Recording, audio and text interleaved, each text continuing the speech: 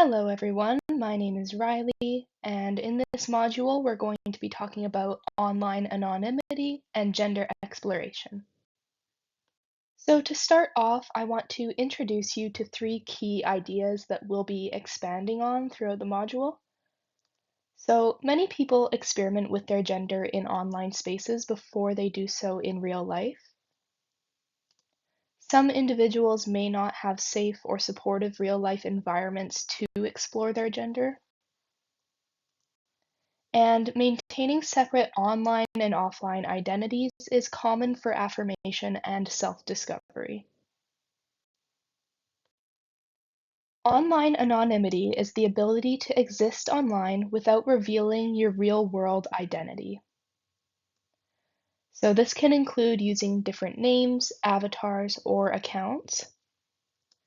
And some platforms allow users more anonymity than others do. For people who want to experiment with their gender, anonymous accounts can create a safe space to do so.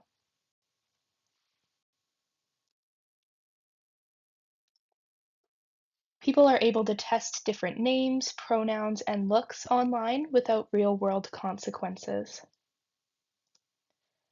Coming out as transgender in real life has social or legal risks for many people. Games and social media allow users to find supportive LGBTQ+ spaces and form connections with other people. Online personas remove the pressure of real-world biases, expectations, and judgment. So there are different types of online anonymity. The first being fully anonymous social media platforms. And on these platforms, users have no links to the real world. This allows for the most freedom of experimentation, and it also allows for this concept of living two lives, which I will circle back to later. And examples of platforms like this are Reddit, Twitter or X, and Discord. There are also sites that are partially anonymous, which means some personal details are visible, but users are able to control their audience. And this can be used to selectively share aspects of your identity with trusted people. And examples of this are private Instagram accounts or Snapchat, where you're able to decide exactly which people are able to see what you post. There are also platforms that are not anonymous. These platforms usually require real names or some sort of strong identity tie. They're typically used for professional networking or personal connections, but they're not very useful for identity exploration. And examples of this are Facebook and LinkedIn. Now, alongside social media, gaming can also be used as a tool for exploration. They're another low-risk environment, and sometimes they can be more immersive than social media is. Many games have extensive avatar customization to allow players their ideal name, appearance, and pronouns. And games can act as a virtual mirror, allowing players to look at a different version of themselves and discover their preferred look. So this picture, the screenshots on the right, are from a game called Baldur's Gate, and they have lots of different options for character customization.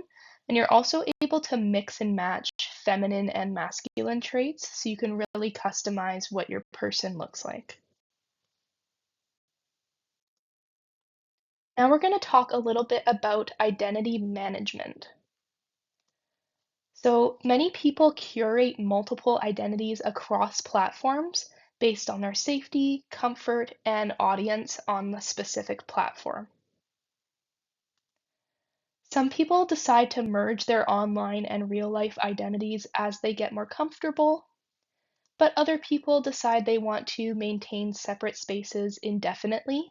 So, for example, using Facebook just for family and work purposes, and then using Twitter or X for personal use. Having a space to be fully yourself without the stress of coming out can ease gender dysphoria. And to define gender dysphoria, It is a state of distress or unhappiness caused by feeling that one's gender identity does not match their sex registered at birth.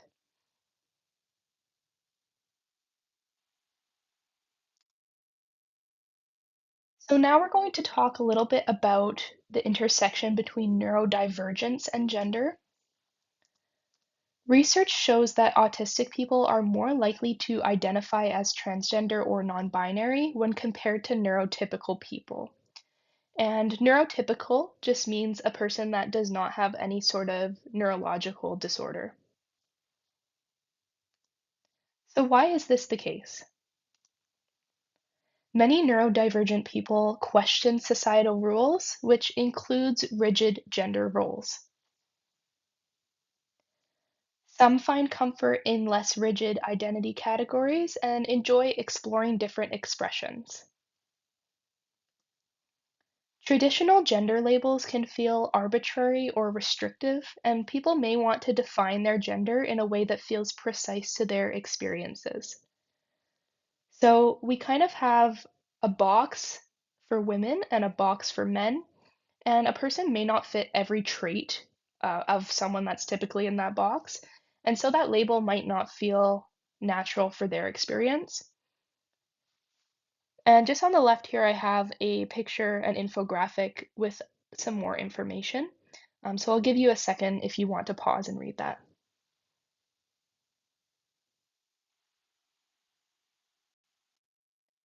So keeping on the topic of neurodivergence, we're going to talk about the application of online spaces. So real-world gender exploration can be really overwhelming, especially for neurodivergent people. And this is for a variety of reasons, one of them being sensory sensitivities, so a discomfort with different clothing types, makeup, or body changes. So, for example, let's say that a person wants to appear more feminine and be perceived that way by the general public. They might want to try wearing makeup because that's typically associated with femininity. But let's say that they don't like the feeling of it on their face. It feels really thick and heavy, and it's just not a nice texture.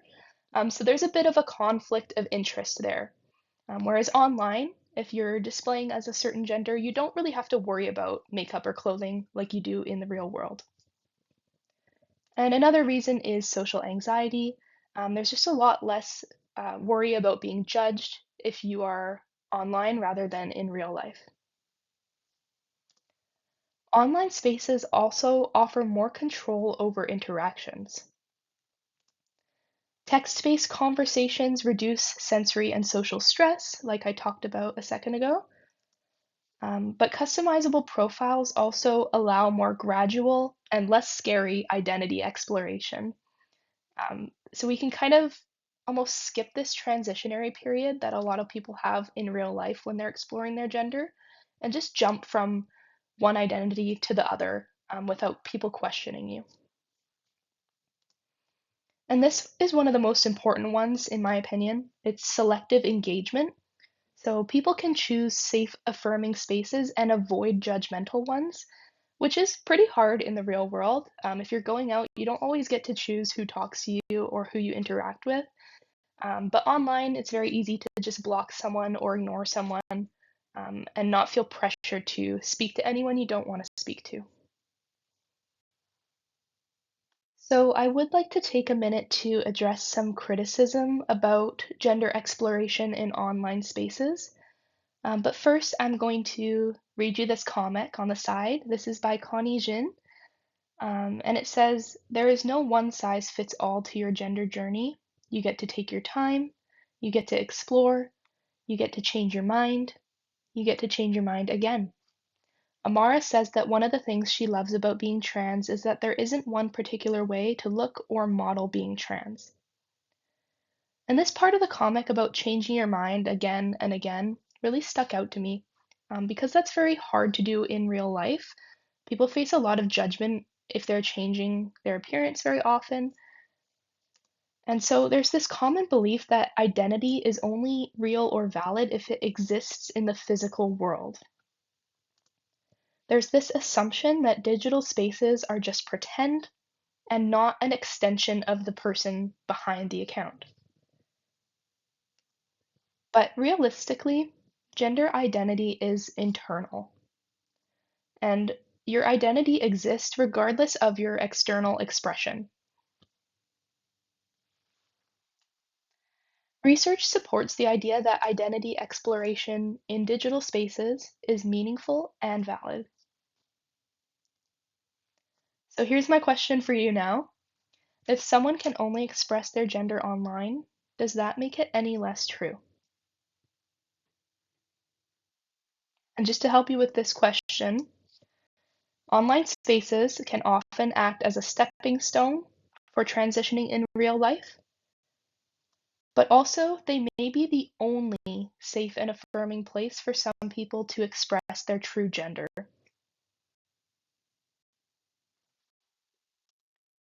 So now we're going to talk about the support that online spaces provide. So anonymous accounts lower barriers. They allow for asking questions, seeking guidance, and experimenting without fear.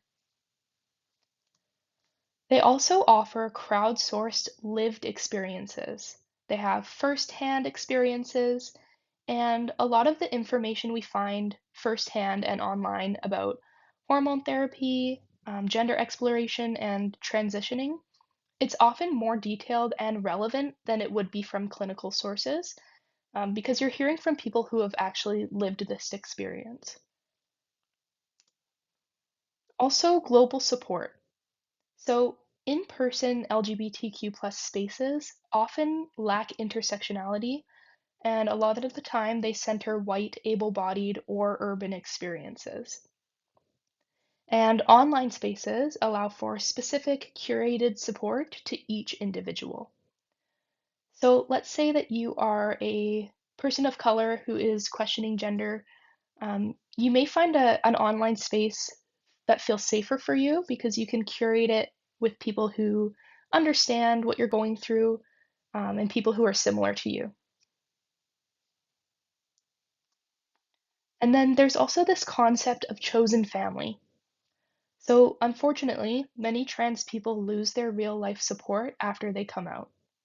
But online communities can provide them with a new support system, which is really crucial for a lot of people.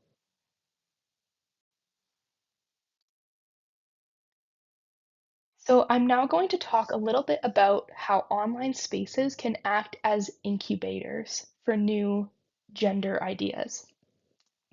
So they kind of drive the evolution of gender. Emerging gender concepts are often popularized online before they gain mainstream recognition or before the general public knows what they are.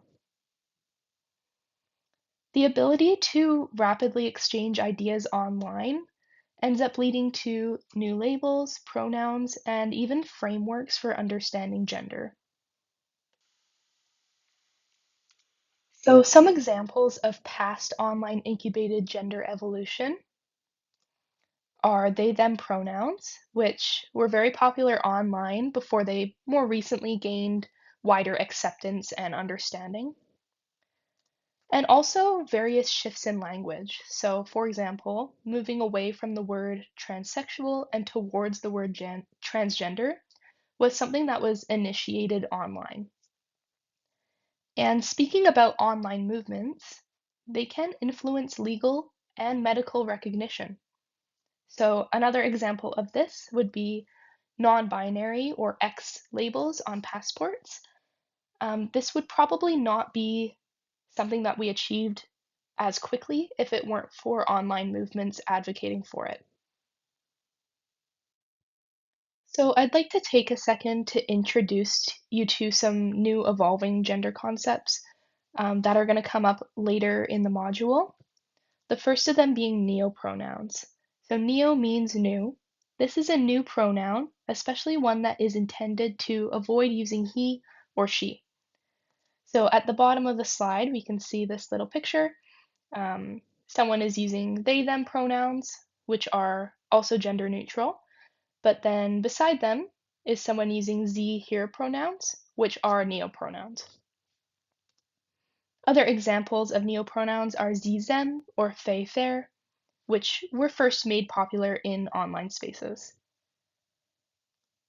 And despite being stigmatized, neopronouns provide people with identity precision. And like I was talking about before, this is often helpful for neurodivergent people who prefer a precise and not arbitrary label. Some concepts, like non binary identity, gained acceptance in online spaces first and broader acceptance over time. Other concepts, like neopronouns, still face significant resistance both online and offline,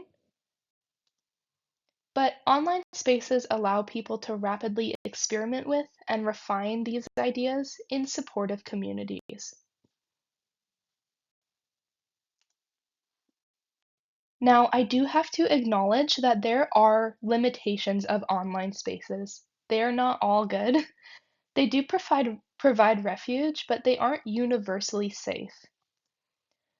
A lot of the time, enforcement of anti-discrimination rules on social media can be inconsistent. So on the side here, I have a screenshot from X, and they've decided that the word cisgender is a slur. And this is mostly because of the owner's personal beliefs, which I won't get into, but a very interesting topic if you want to look into that.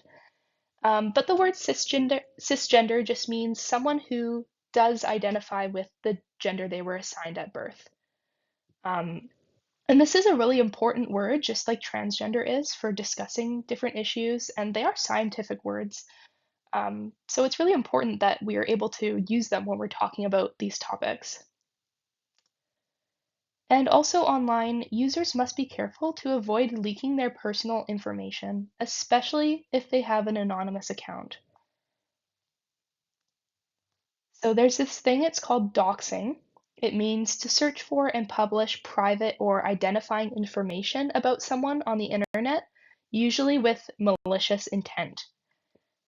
So it's really, really important that people try not to put any of their personal information on their accounts to avoid this risk. So I'd just like to take a minute to sum up this introduction for you because I did introduce you to a lot of new information, and I don't expect you to remember it all. We will be coming back to these topics throughout the module, but our key takeaways are that online anonymity enables gender exploration. Digital spaces allow users to present and experiment with gender identities freely. Anonymity removes real-world risks, making exploration safer. And social media sites and gaming platforms provide tools for flexible identity expression. And then our second takeaway is that neurodivergence shapes gender identity in unique ways. Neurodivergent people, especially autistic people, are more likely to experience gender diversity. And online spaces offer structured, low pressure environments for navigating identity. And finally, neopronouns and non traditional gender labels often resonate more with neurodivergent users. So I'd just like to thank everyone for taking the time to listen to this introduction, and I hope you enjoy the rest of the module.